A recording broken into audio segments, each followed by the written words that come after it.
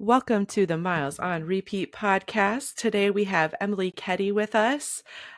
You may know her as the Vert Queen. We're excited to have her join us. How are you doing today, Emily? I'm doing really well. Well rested. Awake, got my coffee. The sun is out. It's gonna be a great day. Yeah, I can't complain. You got coffee and sunshine. So, first, I just want to know a little bit about you, where you're from, what you do for work, that kind of stuff to start off. Sure. So I'm originally an East Coast baby from like Buffalo, New York area. But I've been out in Bend, Oregon for over 7 years now, and very happy to be here. Haven't really looked back.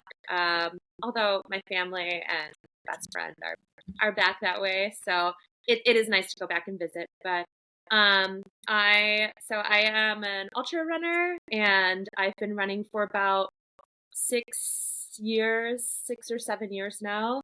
And yeah, I do that. I spend most of my time, or I have been spending most of my time kind of training and preparing for races and doing stunts like last year's Vert Madness. um, I work very part time, especially last year. I took quite a bit of time off of working. I was very minimal part time. Just working in a restaurant that I've worked at since I first moved to Bend. Basically, just because they've treated me really well and been really flexible with all of the time that I've asked for off. I moved here I have a PhD in child psychology and did work for a couple of years after grad school in my late 20s as a therapist, but I have yet to transfer that license over to Oregon. So that's kind of been sitting in my back pocket. But I did just start coaching for runners. That is like this past week I actually got set up with a coaching group. So that hopefully will be enjoyable. I'm sure it's going to be. I'm really excited and kind of take off and be sort of the primary thing that I do. Oh, Um, that's awesome. I think I saw that you just joined Team Run Run. Is that correct? I did, yeah. Yeah, they're awesome. And I'm in such great company. There are actually a lot of women that I know in my area who are coaches and really supportive. And it's going to be so fun. It is a lot like doing therapy in terms of the process and like the human motivation and behavior aspect. But obviously, we're not dealing with mental health. It's applied to running and goals around running. So, but yeah, I've got a couple of people that I coach so far, and we'll see what happens. Is the coaching kind of a new thing to you in general then? It is, yeah. I've done like a lot of informal, I wouldn't even call it coaching, but just informally helping kind of friends and acquaintances troubleshoot and prepare for races and giving advice and that kind of thing. And I had always looked at coaching, I mean, it seemed like everybody did it. Like, and I didn't know if maybe I just doubted that I would be good at it, or if another coach was necessary in the world, which is pretty silly because yes. But I had a friend this past December, she was over and over again, like, you should do it. You'd be really good at it. We were just spending a lot of time together, going up and down hills and just talking about process and all different, all different topics related to running. And so eventually I was like, okay, yeah, I think that's a good idea. You're onto something. So I did the certification, which was really fun. A lot of learning, really fast, and now I'm open for business for that. So we'll see what happens, but it's already enjoyable. That's definitely exciting to add that in. Given your history, I was doing some more looking into your background, and I know you just said you recently started running within the last 10 years. So what kind of got you into running? Oh yeah. Well, I did do track and field in high school, but I was not a standout. I did like the 3,000 meter. That was the longest distance. And basically it was a family member. who was a coach, and I really did it for social reasons. And I wanted to be like the three sport athlete. um, just I was not disciplined. So I eventually dropped out. I think my senior year I dropped. I just wasn't enjoying it. So not much background there, but I um used to be so back east I was really into big days of hiking. So, 20, 30, 40, 50-mile days, just kind of these ultra marathon hiking days, and kind of fell into a group that was similarly minded.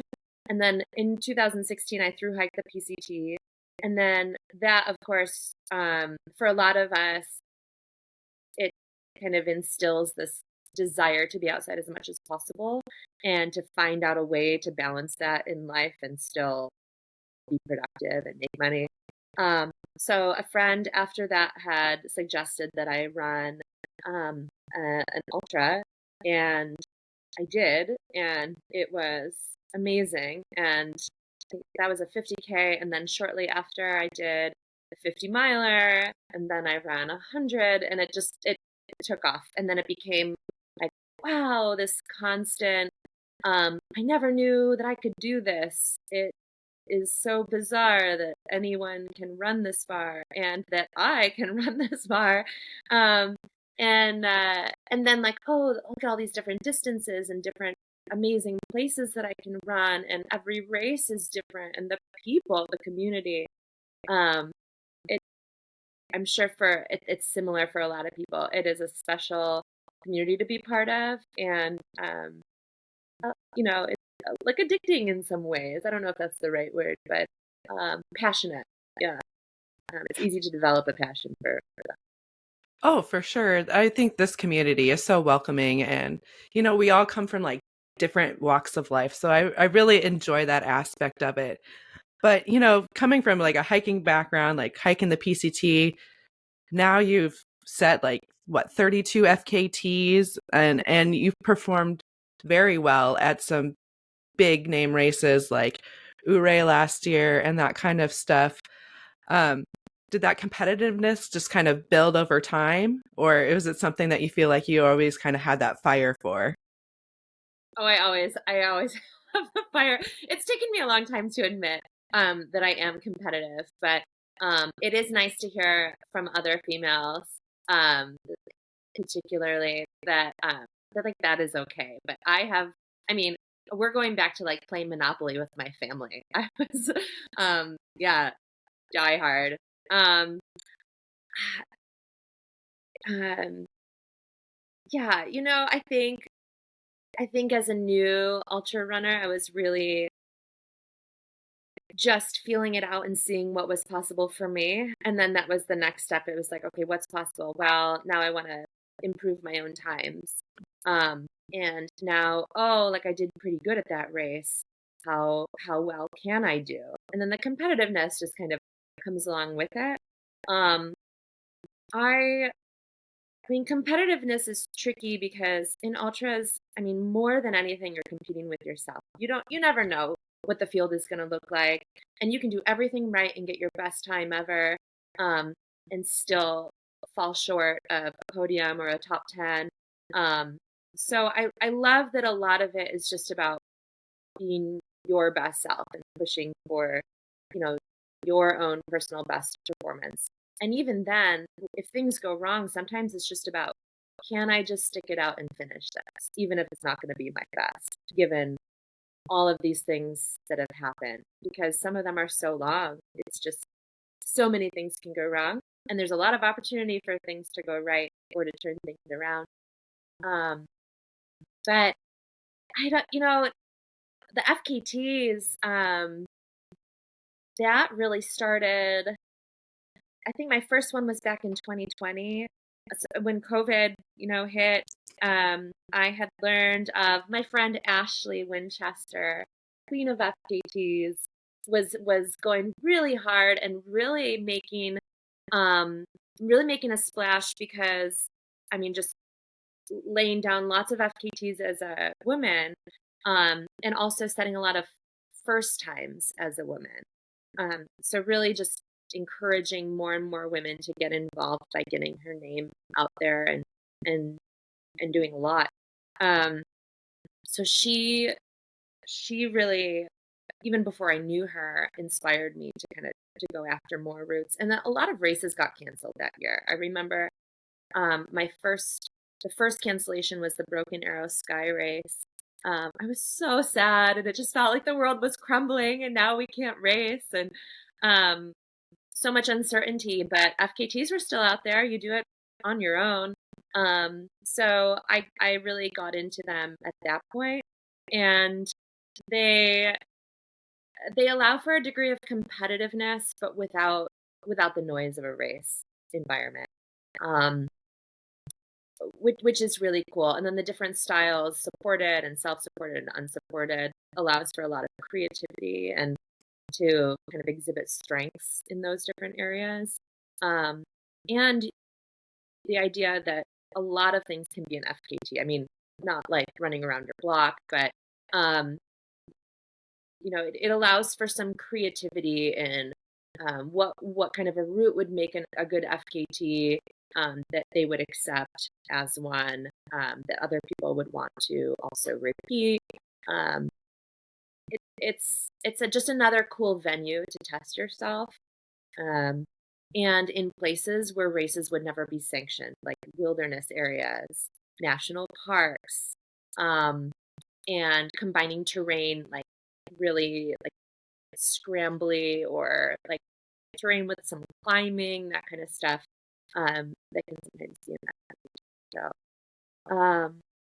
yeah, that also, some of that was more on the creative side or on the, well, I can't race, so I'll do this instead. Um, and there's definitely a lot of competition in FPGs, so it's just that's an exciting piece to be part of too. Yeah, yeah, definitely. I was kind of looking through and it looks like you're doing like several long distance races and then you're mixing in like I think last year it looked like you did like 9 FKTs. How do you combat come like balance everything, the training, the FKT hunting, the racing? Yeah, gosh, I I'm not the poster child for really reasonable training. So which is interesting that as a coach, it's like do as I say, not as I do. But I am trying to rein myself in and coach myself in a more reasonable way this year. I feel like in a lot of ways I've gotten away with being able to perform, to race, to run FKTs, just kind of winging it as far as training goes. But um, that may not last forever, and I am interested in seeing if I can improve things like speed and like pacing throughout longer races. Um, so anyway, sometimes it's just the fever. I get an idea in my mind. I'm like, I got to do that soon. Sometimes an FKT is designed to be like a B race kind of thing. So if I have a major event coming up, I'll do an FKT because I'm really bad at getting long runs in, particularly anything longer than like 17, 18 miles. I don't know what it is. I have this aversion to like long run day. Um, I could do a double or like back to back, 15 milers, but I look at my friends who are like, yay, 25 miles, 30 miles, and I dread it. I don't know what's wrong with me because I love anything long. Like I love a good long race. But for some reason, just in my basic training runs, I have this mental block. So doing an FKT kind of tricks me into getting a long run in. So some of them, like this past fall, I was kind of in a break in races um, until my last two races of the year, which were sub ultras anyway. But um, I was doing a lot of vert, and I was looking, just for motivation to be outside. Last year I went through a lot of kind of waves of high and low motivation, and And so I just went out and attacked a bunch of FKTs that were right here in Central Oregon. And that was my way of getting a long run in because I got really excited about it. Hard effort. And then, oh, there it is. There's my long run. So, um, and there's something cool about FKTs about having your name on a route that means something to you. Especially for like some of the local ones around Bend. And when I know there are so many talented runners here, that it's cool to know like you could have the FKT one day and then someone else can have it the next day. And that actually happened with one of them. I did this like 20 some loop run. It was already a pretty decent time and I didn't know for sure if I would get it. So I ran it and then I heard from a friend, she was actually planning to do it just a couple days later. And I was like, you should still go for it because she's really fast. And sure enough, Brittany Hafer, she went a couple days later. I only had it for like 2 days, but it's awesome to see, to kind of like pass the torch around. So yeah, I think, FKTs are just another cool way to have a destination or a really beautiful place and run fast through it. To feel your body working really hard in such a glorious setting is a special feeling. Yeah, I was when I was looking, I saw that you guys have kind of done a lot of similar routes in the Bend area, so like the Three Sisters and South Sister, that kind of thing. So, do you guys like intentionally do it where you're trying to push each other, or is it just kind of you both wanted to do the same thing? I think we don't necessarily like plan it or discuss. Um, but I know, like, if I know someone else is a really strong runner, I just feel excited, like that they're doing it, and that I mean, the point of setting an FKT is so that someone else can break it. Like, it's you don't own it, and you don't set the time so with the expectation that it'll never be broken. You're making it faster, and then the next person makes it faster. It's to see what's possible. And I'm far from setting, the fastest ever time. Um, I think I think my strength is more with FKTs that have a bit more like meat to them. So they're not strictly running. They get a little bit technical. They're um, longer distance. They're more remote kind of things. That's kind of where I steer myself. So in some ways it's FKTs that most people won't do, or that there's very few people who want to. There's a couple in like the Three Sisters, like the Three Sisters Traverse, the Five Peaks Traverse. Um, that one this past fall was just an incredible, huge day spent with a good friend. The reason for doing that, I mean, maximum suffering and great friendship. Um, the Three Sisters Trifinity Loop, that's like a 75, 77 mile route that is pretty obnoxious, and nobody's done it again. It makes me really excited to think each year, like, when the snow melts, that maybe someone will come and invest my time. And I'm just sitting here really eager to see who will do it and how fast it can go. Um, it it's just exciting to me. Yeah, I can see like you're really passionate about like getting more women out there and taking up that space, and I am 100% behind that because more women need to be doing these things and going after these things. How do you kind of push that out there to like raise the bar for people? Yeah. Um, I think I mean, championing your friends and people sharing cool things online just to kind of spread the word, sharing what other people are doing, talking about it with other people. Like the FKT social medias are really great at highlighting people, and then the women who FKT social media account is also really great at just encouraging um, more women to get out there and sharing what they're doing. Um, I mean, just leading by example.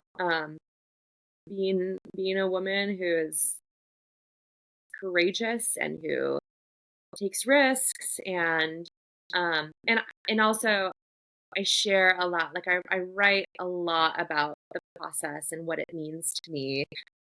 Mostly I write for me, but I share it because I've connected with lots and lots of people through through the things that I've shared and through the process and the emotions that go with it.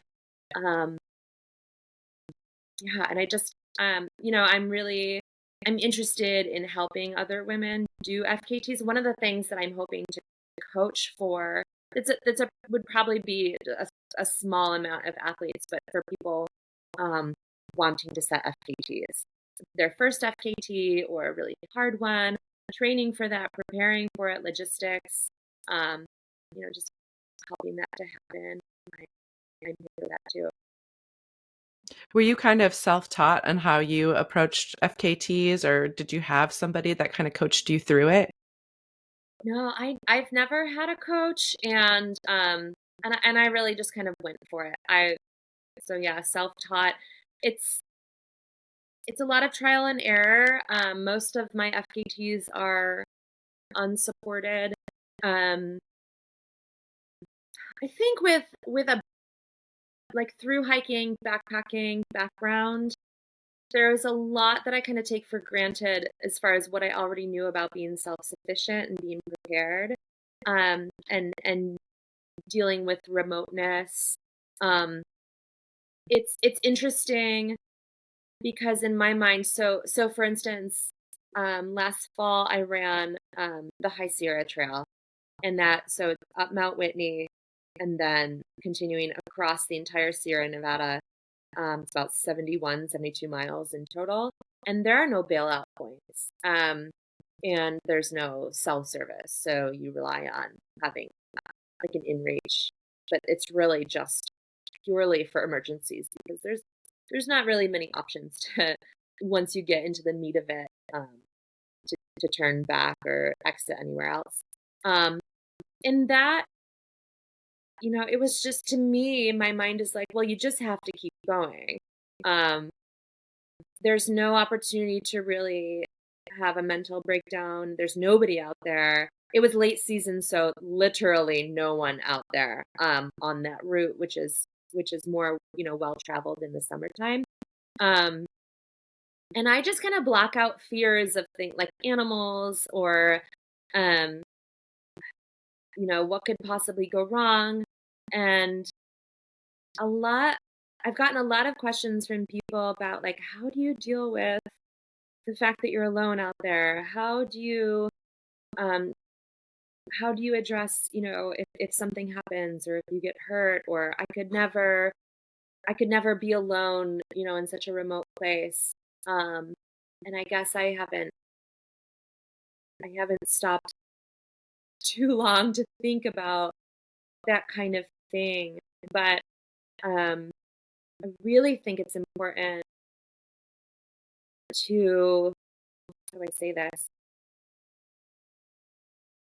I love the feeling that I can be anywhere and not feel unsafe. And some of that is practice and repetition and being really prepared and having the confidence in yourself. But I love the idea of encouraging, in particularly more women, but anyone to go and be alone and feel independent and brave and self-sufficient and able to kind of move through the wilderness on their own. I think a lot of that probably does come from the PCT because there were times that I was alone. Um, and, and there were times that was very intimidating, but it doesn't feel like intimidating anymore. So, in many ways, the wilderness is a really safe place. The more remote you are, the biggest risk I think tends to be other people more than anything else. Um, And if you're really far away from people, probably not going to deal with that. So then it's a matter of just dealing with like, oh, there's animals out here, there's darkness. So while you're out there in the wilderness for days on end, what are some positive mantras that you have? Do you have any? You kind of talked like you didn't know exactly, what to tell people as far as how to get over things out there. You know, um, I I look at the world as in the outdoors as a place that doesn't want to inherently hurt me. Um, I also know, I've spent a lot of time in places where there's, for instance, like animals like grizzly bears and cougars and stuff. So a lot is knowing, as far as that is concerned, and feeling comfortable, knowing animal behavior, and just knowing that for the most part, nothing wants to really mess with you. Um, and you know, I tell myself, like, when it gets dark, the darkness, nothing changes when it gets dark. It's just the absence of light. Like, I tell myself over and over, I'm like, it is the same place. And in fact, as humans, we perceive light and dark, but there are creatures out there, and there are people, say, who are blind, right? That like you wouldn't know. And so you just have to move about the world, just kind of, when it gets dark, it's just, there's no light. Everything else is the same now. And so that has helped me move move through the night. Also, having really bright headlamps and really bright waist lamps is very helpful, both for just illuminating everything around you and for your like depth perception. That's really important in races and just being out alone at night. Talking to myself out loud, playing music out loud, which I don't normally do when I'm hiking. That's such a no-no for other people. But if I'm alone and I'm pretty sure there's nobody out there and it's just nighttime, then I will play music. Um, and then just being prepared. I think having like an in-reach or some kind of emergency beacon, and knowing that you have got a way to contact someone if there's an emergency, that's just a really helpful peace of mind kind of element.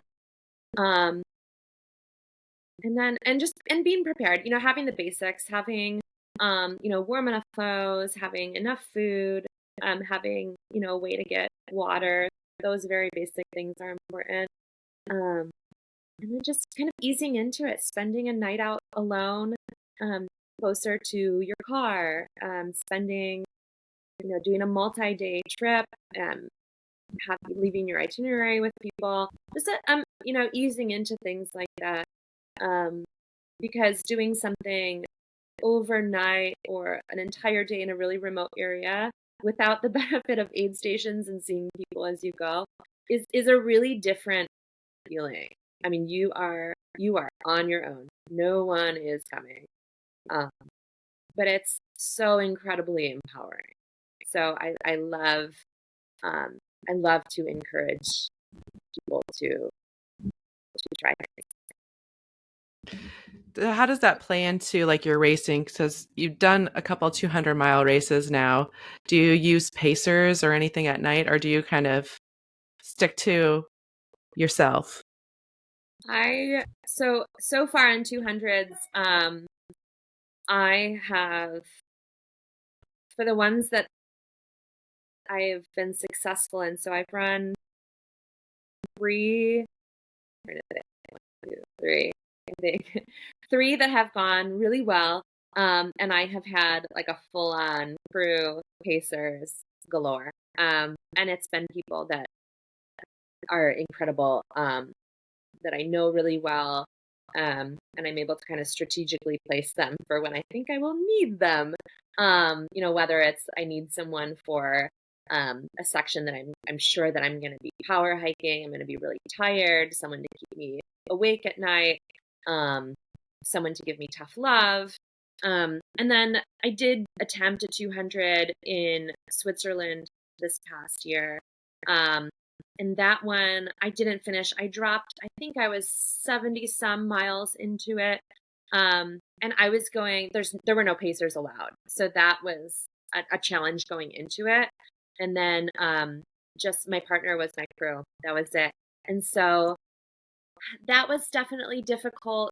In that race, I didn't love, and that's a tough thing to sort out. It has been and still is a little tricky to sort out in my brain of um, why I uh, ultimately dropped out. I mean, I really just wasn't enjoying the race. Not that a 200 is enjoyable, I would say throughout, um, because it's very hard. But trying to sort out, is it just hard and I'm hitting a wall and I need to just move through this? Or this just really isn't the race for me in this moment. So what happened? I had a really hard time leaving an aid station. Um, really wanted to quit. Made myself leave the aid station like in tears, and just like I will move through this. I'll keep going. Um, and then within a few miles, I did drop. I was just like, I'm in this beautiful place and hating this experience, and I don't want that to be my experience here. Um, so I stopped my watch, which is like the ultimate, it's over. And luckily, I had some friends who were also in Switzerland, about to do a different race 2 days later. And it was a stage race, 100 miler. So they encouraged me to see if there were any spots available last minute. And luckily, someone had dropped out. And, and so I pivoted into that race. And that race was fun. It was community. It didn't feel so intimidating. And it was gorgeous. It was such a great time. And so all I know is that, um, you know, dropping out of that 200 and pivoting into the other race was the right decision. I don't, I guess, understand fully every, every part of that process. And if I could have kept going, I mean, I could have, um, but it was just the right thing for me at the time. Um, so yeah, so that was a very different experience than I anticipated. Um, but 200s, man, for people who do them without crew or pacers, because people do them, I think in Europe it's more common to not have pacers allowed. Here, much more common, but there are still people who rock them and just do them, self-sufficiently with the aid stations.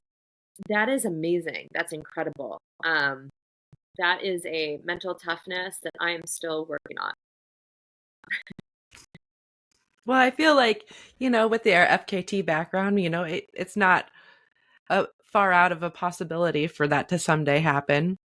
One thing I did want to kind of pivot to and ask about is, your year last year, 2024 was kind of a crazy year, along with those FKTs, along with some of the races that I want to talk about. But the 2.24 million feet of vertical gain, what brought on that goal? Yeah. Oh gosh, it's such a crazy and awesome experience that I um I wrapped up 2023 with a big kind of expedition with a team to Chile, and I was kind of looking for, that year had been a good racing year, um, and I was just looking for some kind of an overarching goal going into the next year, not necessarily for the entire duration, but something just to stay motivated to train through the winter, um, and and to guide me, because a lot of times it's kind of, okay, here are the races I want to do kind of in the, late fall, November, December, a lot of the registrations come up.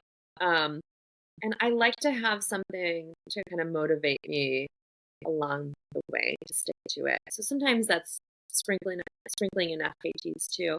But so that was kind of the mindset that I was in, of like, what's a good project? I love a good project, just something that's aside from racing that I can always be working on. And I saw that Hillary Allen, she had posted about her Strava and how she had done 1.6 million vertical feet. And she's an athlete that I admire. She actually also coaches with Team Run Run, so that's super cool. But she, so seeing that she had done that, I remember thinking like, I wonder if I could do that. I wonder if she's an elite athlete. I wonder if I could do that much for in a year. And that's a ton. And then talking it over with my friend Wendy, she was like, oh, why don't you just go for 5,000 a day? And then the number, it was like 1.825 million. So not like a perfectly round number. And my brain was like, oh, just bump it up to 2, which is a lot more. And it added like 500 feet a day to that 5,000 that she suggested. But it felt like a sufficiently very hard, very scary goal. I did not know if I could do it. I remember when I said 2 million, I was like, oh my gosh, I feel like I will get injured. This will be like too much. I don't know how I'll ever manage to do this. And I don't know if I'll be able to do this and race. Like it seemed like if I was doing that much vert, it would definitely hurt my racing. But I was willing to take the hit and just, it was more like, can I even complete the races that I have on my schedule? And then I also wanted to really be cognizant of, hey, if I'm gonna go for this goal, it's gonna be really time consuming, and I don't want to miss out on opportunities to like do things with my partner, like go backpacking and travel and spend time with his kids, and go to their sports events, and also spend time with my friends. I don't want my friends to stop inviting me, on a run because it's too flat for Emily, or things like that. I still wanted to attempt to have some kind of balance, in some way. So that, I'm already predisposed to like vert shenanigans, like Everesting in a day, or doing repeats of things, or just like big vert days. But this was going to be, a long-term, long-lasting goal. Don't lose interest. Always having, keep it in mind for an entire year. It seemed crazy, and it still is kind of crazy talking about it. But I went for it, and for an entire year, every activity I did counted. So, just everything I did outside, and some on the stair stepper indoors too, which was pretty important, I think, in the success of racing, because for most of my races, I was doing like 5,000 feet the day before, and the days before I didn't have much taper when it came to vert. My taper was, okay, well, I'm not going to run a lot of miles, but I'll do vert on a stair stepper, so I can still be consistent. I didn't want to fall behind. I wanted to stay ahead of schedule as much as possible, which at the start I was behind schedule, so I had to catch up for a little while. But I wanted to stay ahead of schedule just in case, in case I got injured. I didn't want, the goal to be over. And also so that I could do some of our vacations and backpacking trips without having to think like, okay, I have to be doing vert every day. I wanted to be able to step away from it, enjoy myself, and then recharge it. So yeah, it was probably the best year of my life.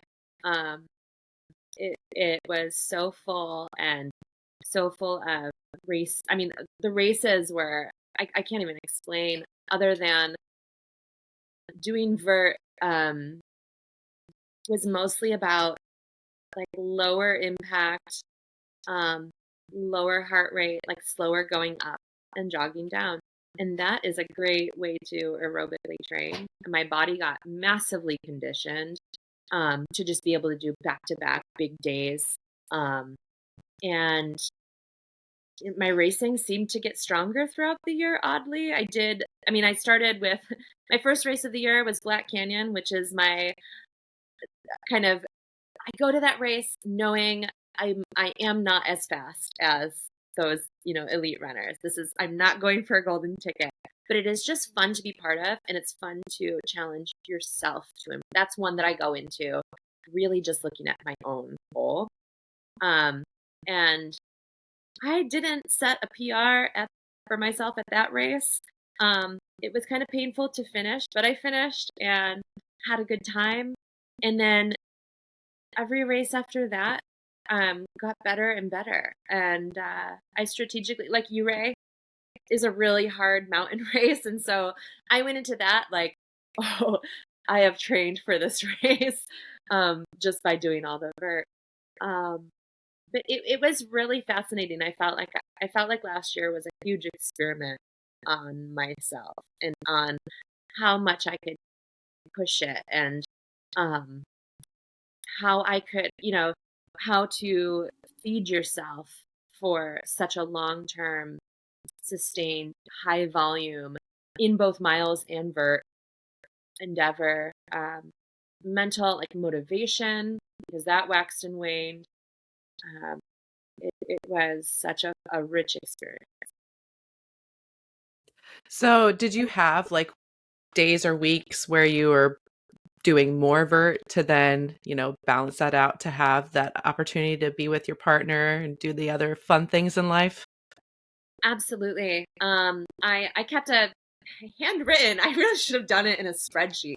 Um, but I have a handwritten calendar with highlighting the different activities, running and skiing and mountain biking. And there were, so interestingly, my lowest vert months were in the summer, which I would have thought were the highest. My highest ones were May and December by far. December because I was doing a couple of like vert contests and got very into it. And yeah, and then there was just the racing season from June through September. There was just a lot of travel that kind of interrupted things, and backpacking and races. And there were a couple periods where my motivation was low and lower than other times. It's just such a long-term goal. I kind of anticipated that happening. I just didn't know what it would look and feel like. Now I do. But yeah, I definitely, it was the goal I always had each day was okay, like to reach it. I have to do 5,464 feet a day. And so, being ahead of schedule never really crossed into my mind too much until close to the end when I was like, oh, I've got this. Now how far past the goal can we get? That was really fun. But well, there were days that were much lower. I mean, I had my friend Alex has been dying for me to send him my Strava file so he can sort all of the details out. But like the number of days, like the 0 days, I think there were maybe 10 or 11 days that I did 0 vert. And then days that were like under 100 feet, under 1,000 feet, over 10,000 feet, over 15,000 feet. Like the spread would be pretty interesting to look at, and just flipping through the months as I went and looking at the events that I had in every month. It is interesting, but it just tells a story, and that's really what I wanted it to be. The vert is the thread through the whole year that just led to so many awesome experiences and connections with people and places I was able to travel. Like, it really was such a reminder of how special life is and how meaningful it is for me to be able to move my body in this way. It was such a worthy goal. That's so beautiful hearing you talk about it, honestly. So how do you use what you learned this last year going forward this year? Do you have some big scary goal you're going after this year?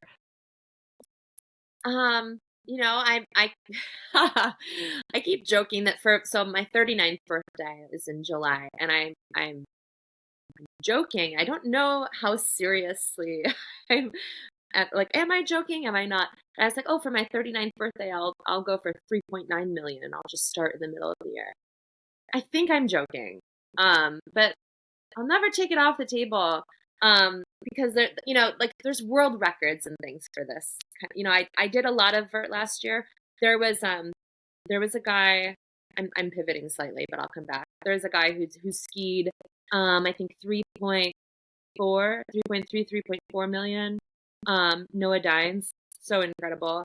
And there was a woman down in Bishop who did more than that on foot. She's just pretty low key about it. Um, and so I kind of looked to them. I didn't know anyone else who did between what I did and Noah. So it's in some ways it was very lonely because it felt unrelatable and also unfathomable even to myself as I was doing it. I just couldn't quite comprehend it. Like it still feels ridiculous. The numbers still sound ridiculous. Even though I did it, it's like it never gets easy and it never seems normal. But gosh, I did for sure learn so much and taking things with me, like how to suffer well, in more gracefully, I guess, than in the past. Um, Going into, I feel now like going into a race, that's a 50K, 50 mile, 100K. I've built up a lot more mental toughness because that's over the same day. No sweat. I've spent so many days on the same hill or in the same area, just going up and down for that many hours that I've really gotten to know myself and my mental process through, say, like a 12-hour or 14-hour day. Um, you know, um,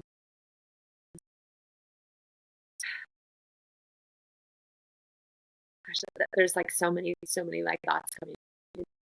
Um,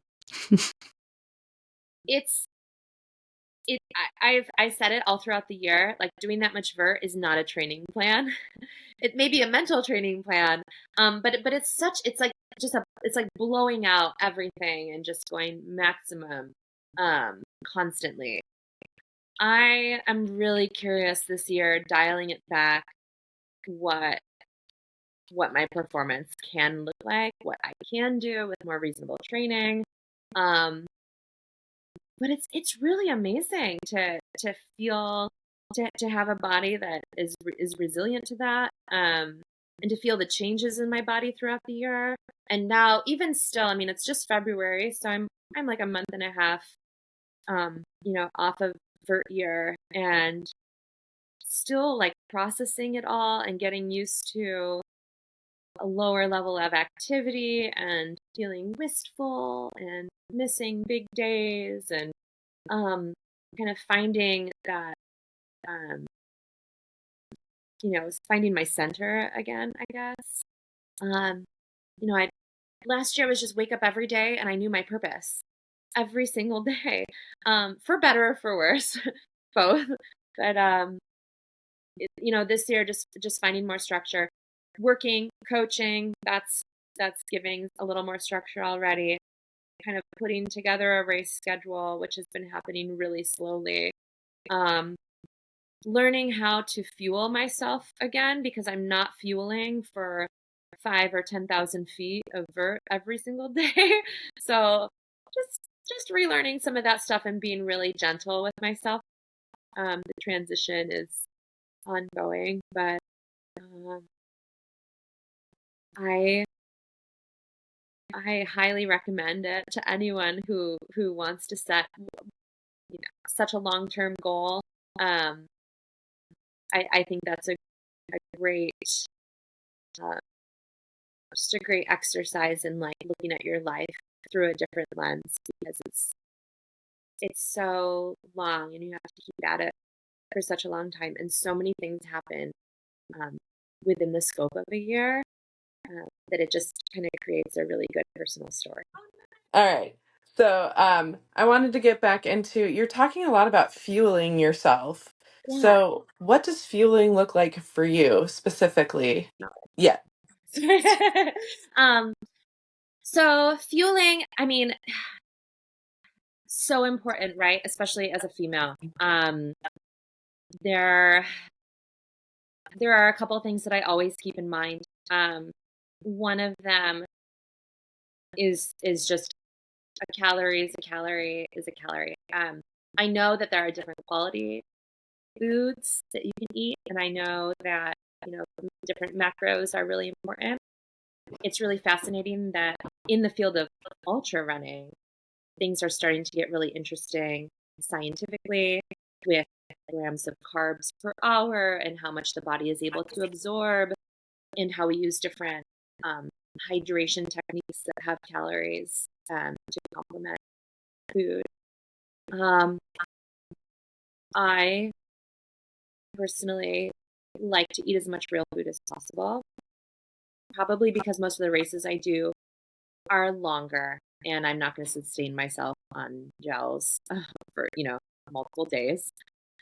So I train as much as I can with real food just so that my stomach can handle it. And you'll find me, at mile 150 sitting there eating a chili cheese dog and happy as a lamb, and then pounding like a Starbucks pink drink and then taking off with like a road soda or something. So um uh you know, I'm also very food motivated. So part of what gets me out the door sometimes is like having really fun snacks. Um the more unique, the better. And just having a wide variety of things that are salty and sweet and sour and crunchy and cheesy and gummy and chocolate. That's most of the things I try to cover.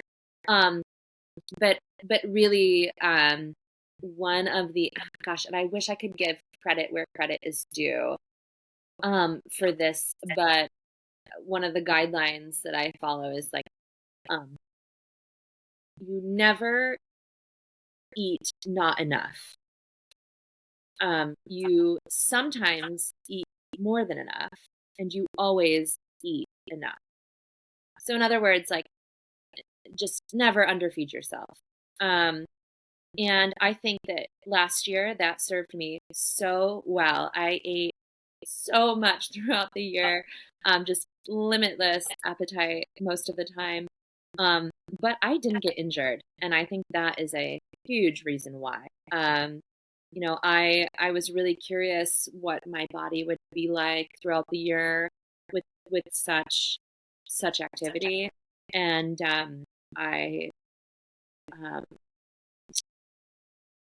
I'm keenly aware when I talk about this topic too. I have like a psychological background in treatment of eating disorders, and I'm very tuned into things like REDS in ultra runners and nutrition and things that can be triggering. So um, I I always like try uh, to kind of act against like you know um, just making sure that I'm eating at least enough or more than enough, and reminding myself that everything is going to make me stronger and going to make my body more capable, and kind of having that mindset. Um, so yeah, so I think that is huge in avoiding injury. I'm a big fan of protein in recovery, carbohydrates for recovery, um, and uh, yeah, obviously hydrating. I did recently see that coffee has been found to still be pretty hydrating, even though it's a mild diuretic, which is a relief because you wouldn't believe how many runs are primarily um, hydrated with coffee. It's embarrassing, but uh, yeah. I mean, nutrition wise, I just anything that sounds good. I'm not going to force anything. You know, that is really expensive because training takes a lot of time, especially if you're in higher volume. And I can't really afford to always be training with fancy things. And so sometimes like it's that sourdough baguette stuffed in your pack that is just the carbs you need to get through. Um, yeah, I try to have, big on protein, lots of fruits and veggies, and then just foods that make me happy. Even if it's junk food, I know I'm using it. Um, and then the only time that I really use gels or anything like that is faster efforts or races where it really saves time, where I'm not going to be stopping and eating like a bag of chips or Cheetos, and where it's really going to be a difference in time for me to, be able to just grab a gel, rip it open, that kind of thing.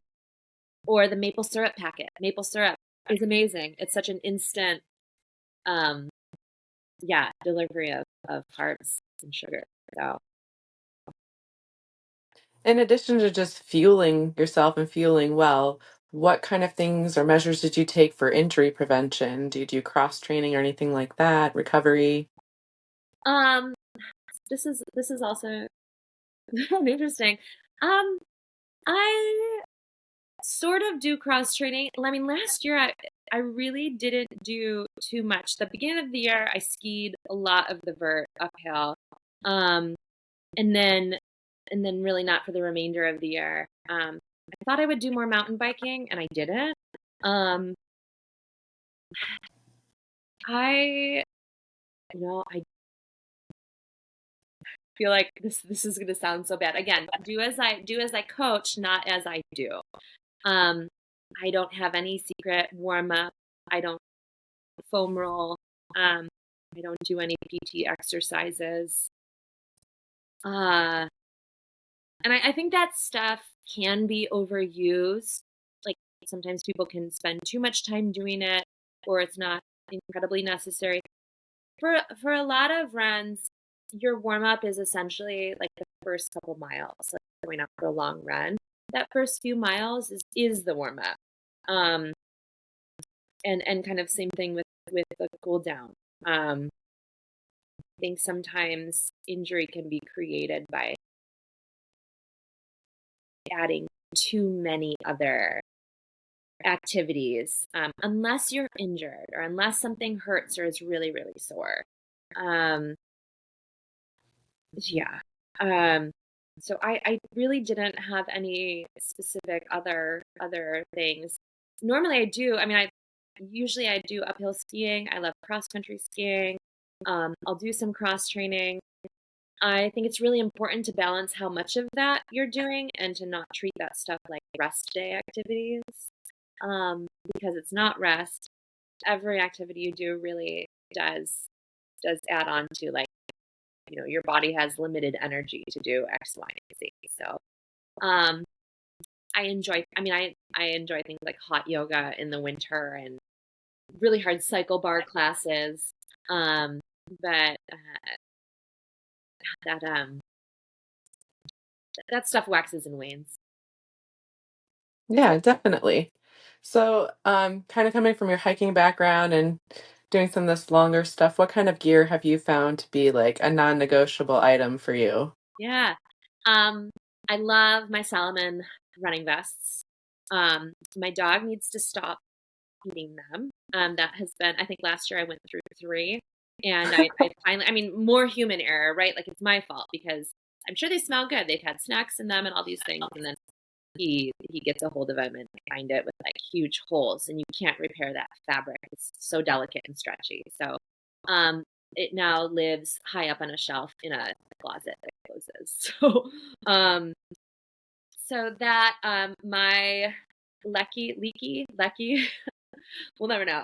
Trekking poles. Those I've had, they were like the hot pink ones. They are no longer hot pink. They're like a nice pale shade of pink. They have seen a lot. They have not broken. Um, they've been a lot of places with me. They're so lightweight. I do not use the gloves that come with them.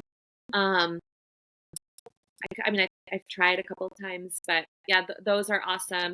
The Solomon quiver. that attaches to my running backpack that I got actually for the High Sierra Trail. I got that, and that's incredible. I love it. Just doesn't bounce, and it's great to be able to stow my poles because I was doing 200s, literally holding my poles the entire race, um, whether I was using them or not. So that is a game changer. Other things. I, you know, people have their favorite running socks. I wear, um, my favorite is just Vans skateboarding socks, like the checkerboard print. They, my feet are so happy in them. They are like a little bit thinner, so they go better with, with any of my running shoes. I just like having a little bit of flair.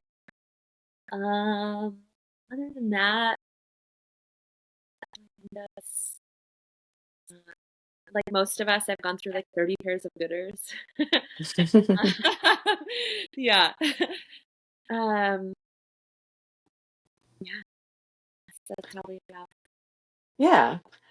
And one question I like to ask people too is, just somebody who in the ultra running community inspires you. You've mentioned a few already, but somebody that you think maybe would be a good fit to come on the show and learn more about their story. that. Oh gosh. I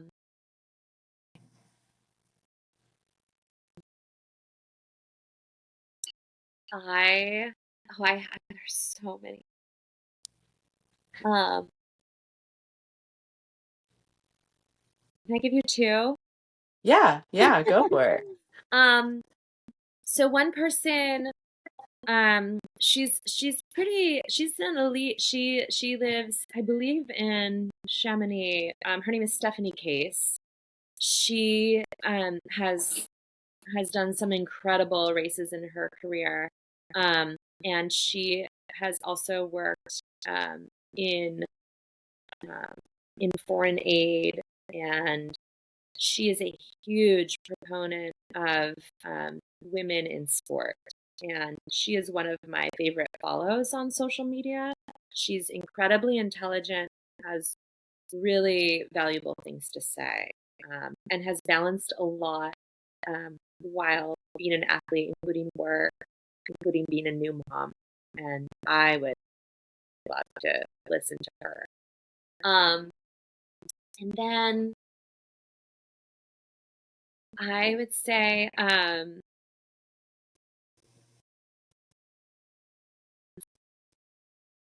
my